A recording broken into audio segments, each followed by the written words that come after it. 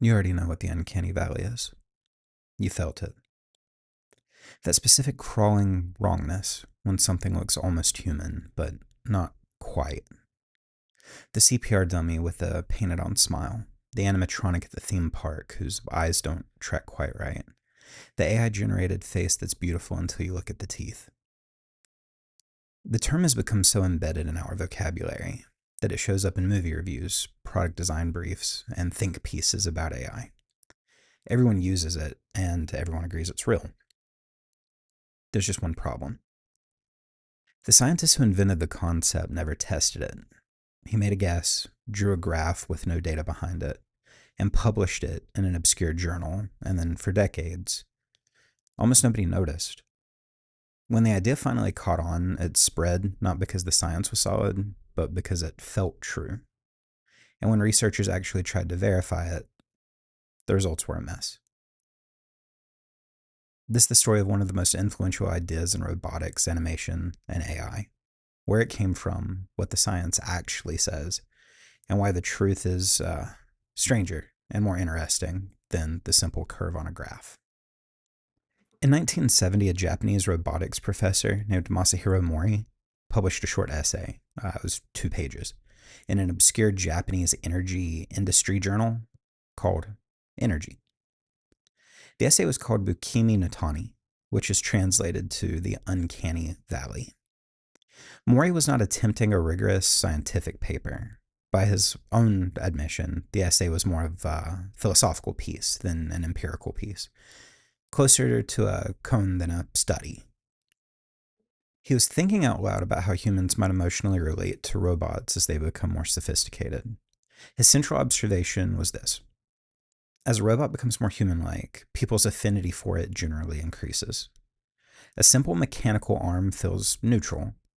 A robot with a face feels friendlier, but at a certain point, when the robot becomes very close to human, but not quite, affinity doesn't keep rising. It drops. Sharply. Then as soon as robot approaches perfect human replication, affinity rises again. He illustrated it with a graph, a curve with a dip in it, and that dip was the uncanny valley. Here's what that graph was based on. It was Mori's personal intuition, his observations. No controlled study, no data point, just the feeling of a thoughtful engineer who had spent a lot of time around robots and prosthetic limbs. His essay received almost no attention. It sat in that journal for more than 30 years. It wasn't translated into English until 2012, 42 years after his publication, in an authorized translation for IEEE Spectrum. So how did an untested, unread 2-page essay become one of the most cited concepts in robotics and AI? The answer is, of course, the internet. As 3D animation and CGI became sophisticated enough to attempt realistic faces in video games and film, people needed language for the specific wrongness that they were experiencing. When references to Mori's concept began circulating in robotics and computer graphics circles in the early 2000s, the term spread rapidly because it was named something people had already noticed but couldn't articulate. The most famous case study arrived in 2001, Final Fantasy: The Spirits Within. Directed by Final Fantasy creator Hironobu Sakaguchi, it was produced with a $137 million budget. It was the most expensive video game adaptation ever made at the time. Its central ambition was to create the first photorealistic CGI human characters in a feature film. The lead character, Aki Ross, had 60,000 individually rendered and animated strands of hair. The production team hoped she would become a digital actress, licensed out to star in other films. The film grossed $85 million against its $137 million budget. Square Pictures, the studio behind it, shut down the following year. The merger between Square and Enix, which became Square Enix, was delayed because Enix was hesitant to merge with a company that had just lost that much money. Critics and audiences could articulate what felt wrong, even if they didn't have the terminology. The characters looked almost real, which made their imperfections register in a way that had obviously cartoonish animation never would. The eyes didn't read right. The micro-expressions were absent. The spirits within became a canonical example of the uncanny valley in popular culture. And from there, the concept became gospel. By the mid-2000s, it was being cited in design discussions, academy papers, and technology journalism as established fact. Except it wasn't established, it was a hypothesis. And when researchers finally went looking for the actual evidence, what they found was considerably more complicated. What researchers call the naive, uncanny valley hypothesis is the version that everyone knows. As human likeliness increases, affinity rises, dips sharply in the almost human zone, and then rises again. Clean, predictable, universal curve. A 2015 review published in Frontiers in Psychology examined the empirical literature of this claim. The conclusion was direct. The research had failed to provide consistent support for the naive uncanny valley hypothesis. Studies that tried to demonstrate the clean curve across controlled conditions kept getting different results. Some found the dip, some didn't. Some found the dip only under specific conditions. Some found it in different places on the curve than predicted. A 2015 review in the journal Psychological Science and the Public Interest was equally blunt. While some studies corroborated the hypothesis, the evidence was on both the existence of the effect and its explanations had been, and I quote, mixed and open to debate. Part of the problem was methodological. Different studies measured affinity differently. Some used likability ratings, some used eeriness ratings, some used familiarity, some used a combination. When researchers looked across studies, they found that none of these measures had been adopted consistently in more than half of published papers. You can't build reliable knowledge about a phenomenon if every team measuring it is using a different instrument. There was also no agreed upon definition for where the uncanny valley region actually begins and ends on the human likeness scale. Different studies positioned it differently. Some found it with realistic faces, some found it with robotic bodies. Some couldn't find it at all when they looked for it directly. Mori himself had doubts. That's the part that rarely gets mentioned. In 2005, Mori was invited to attend a conference specifically dedicated to empirical study of his idea. He declined, but he sent a letter. And in it, he wrote that while he had introduced the notion of the uncanny valley, he had, in his words, not examined it closely. He also walked back parts of the original formulation. The original 1970 essay placed a corpse at a low point in the valley. The most uncanny thing imaginable. By 2005, Mori had changed his view on this. He had also revised his thinking about the high point of the curve. The man who invented the uncanny valley was 35 years later expressing reservations about his own model. It wasn't a scandal. Science works by revision and refinement, but it's context that gets lost when the concept is cited as settled truth. What the research does support, though, is where it gets interesting. Because the failure of the naive hypothesis doesn't mean that the effect does not exist. It means the simple version of the story is wrong, and the real story is more complicated. The hypothesis with the strongest empirical support is called the perceptual mismatch hypothesis. And the idea is this. The uncanny valley isn't simply about how human something looks. It's about whether the different features of a thing are internally consistent.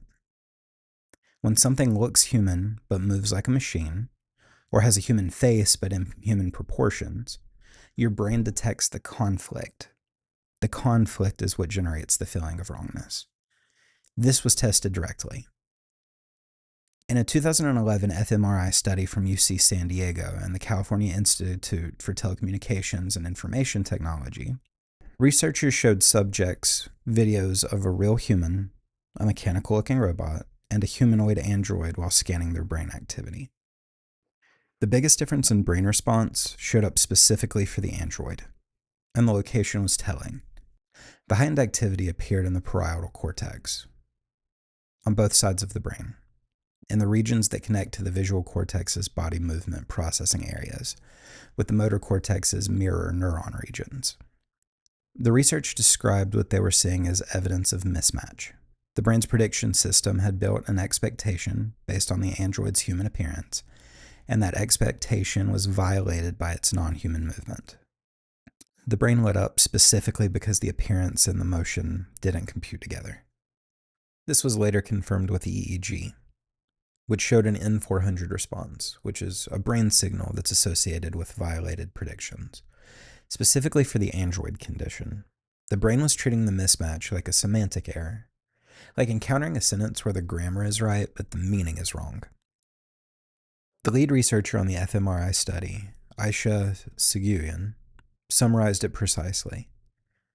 The brain doesn't seem tuned to care about either biological appearance or biological motion in isolation. What it cares about is whether or not they match.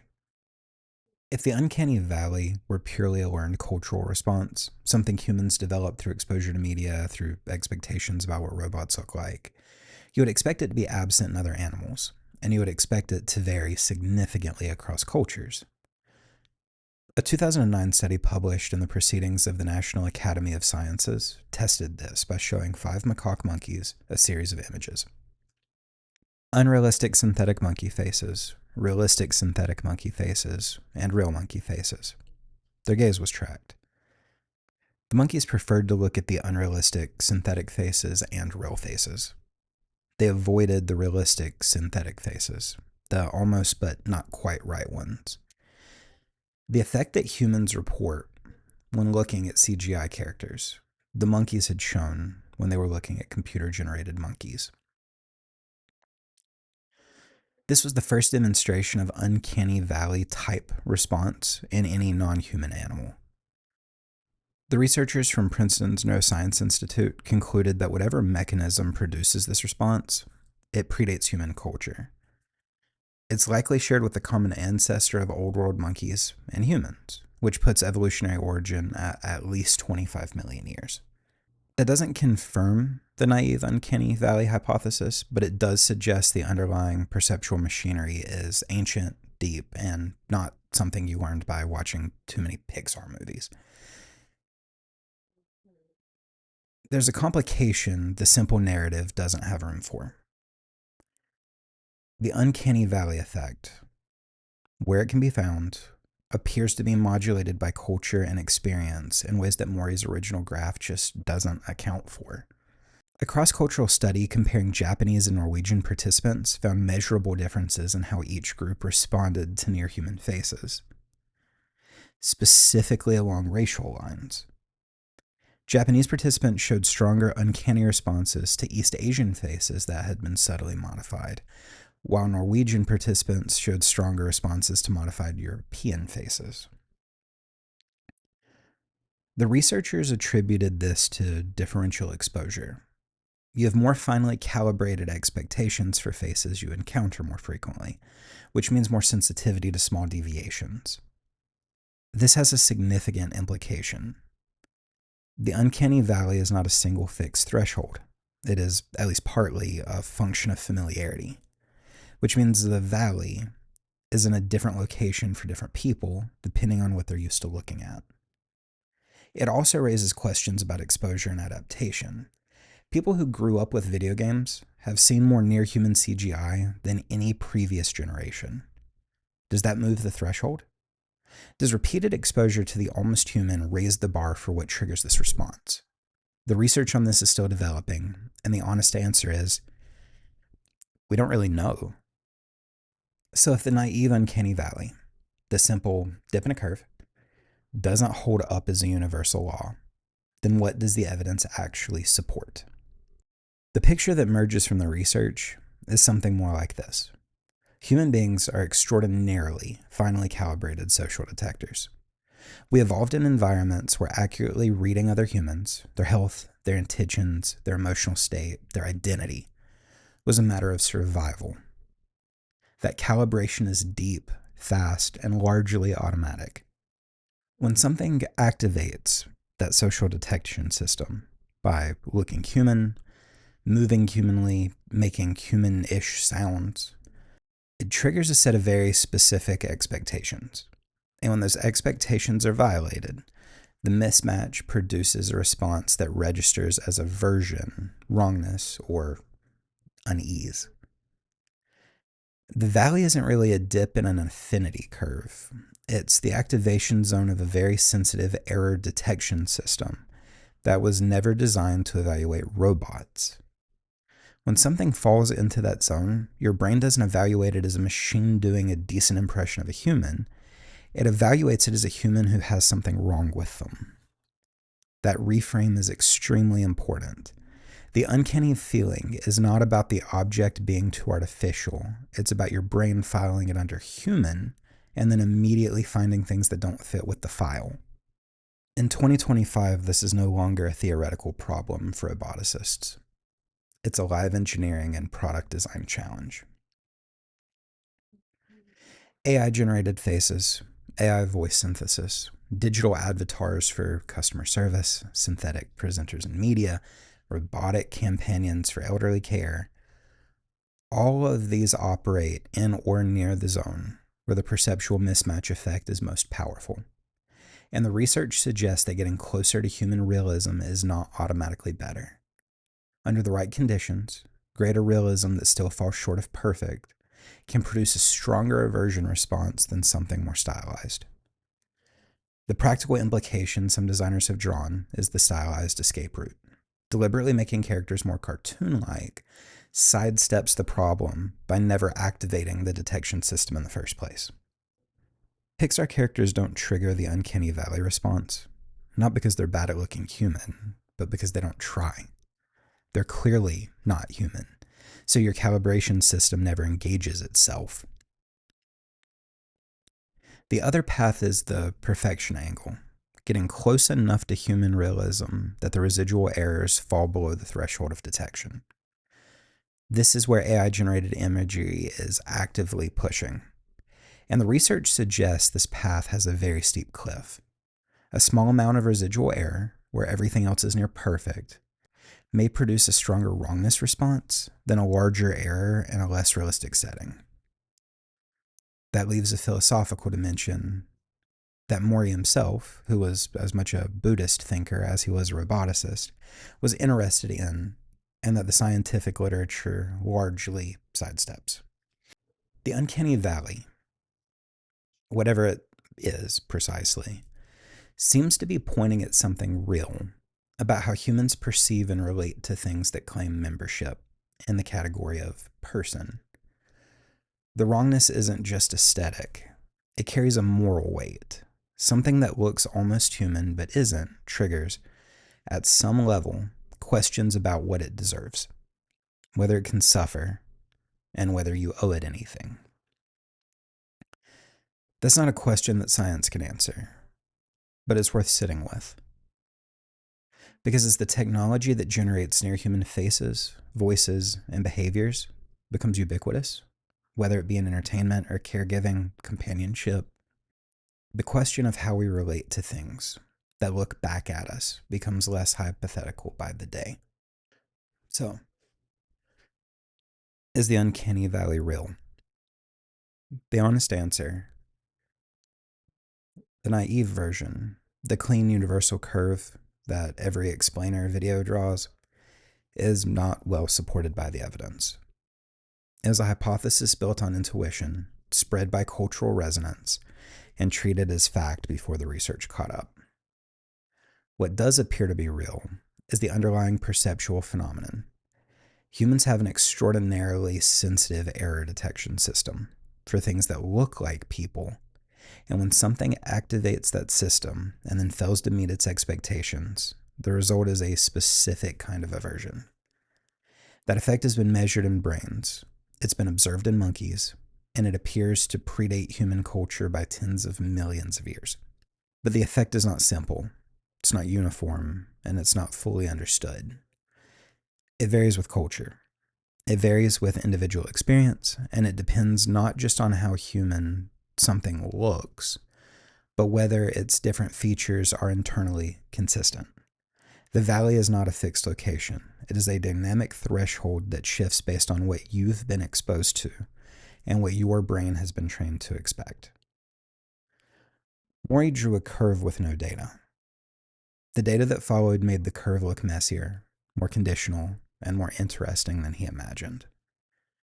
And somewhere in that gap between the clean story and the complicated truth is where the real question lives. As technology that builds near human faces and voices and behaviors becomes more powerful and more ubiquitous, what exactly are we building towards?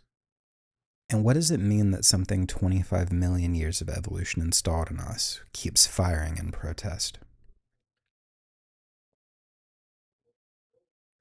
The uncanny valley exists because you know what a real person looks like. Because you've spent your entire life learning the texture of the genuine human presence, micro movements, the weight behind the eyes, that specific quality of attention that a conscious being pays to the world. The wrongness you feel is not about the machine. It's a reflection of you. Everything you've absorbed about what it means to be alive in a body, to be looked at by something that actually sees you.